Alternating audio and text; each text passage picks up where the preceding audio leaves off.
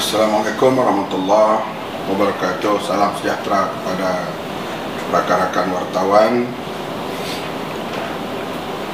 Isu pinjaman untuk belajar di Universiti PTPTN menjadi isu besar kepada mahasiswa dan para graduan sekarang ini.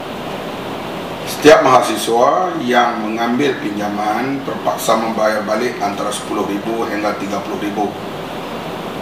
Secara umumnya, ada yang lebih, ada yang kurang lah. Kalau mereka tidak bayar hutang sampai graduate, mereka tidak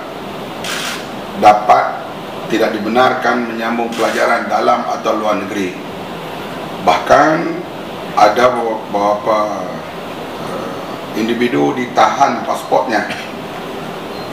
Mereka melayani hutang para pelajar yang meminjam PTPTN lebih kurang sama seperti melayan orang yang hutang berniaga oleh bank dan sebagainya. Yang mengejutkan kita, berita yang keluar dalam Malaysia kini dan beberapa blog dan media yang umum, baru-baru ini kerajaan dikatakan menghapus kira hutang Tan Sri Tajuddin Ramli lebih kurang 589 juta, lengkongan lebih kurang 600 juta.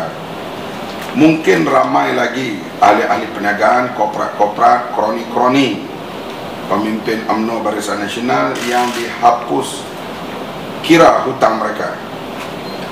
Oleh itu, kami menuntut supaya hutang PTPTN dihapus kira oleh kerajaan menjelang PRK akan datang sebagai satu tanda kasih sayang dan investmen kerajaan terhadap masa depan negara.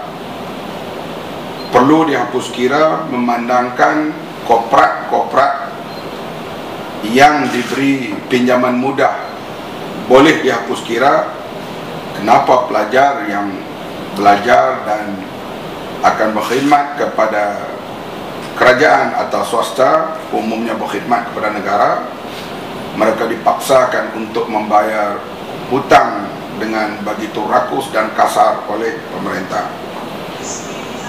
Mungkin pelajar-pelajar akan membuat satu himpunan di depan pejabat Perdana Menteri tidak lama lagi untuk menuntut supaya hutang PTPTN dihapus kira oleh kerajaan. Kalau kerajaan sanggup menghapuskan hutang korporat, kenapa tidak boleh hapuskan hutang-hutang pelajar yang ambil pinjaman untuk belajar semata-mata? Itu pendirian kami pada petang ini.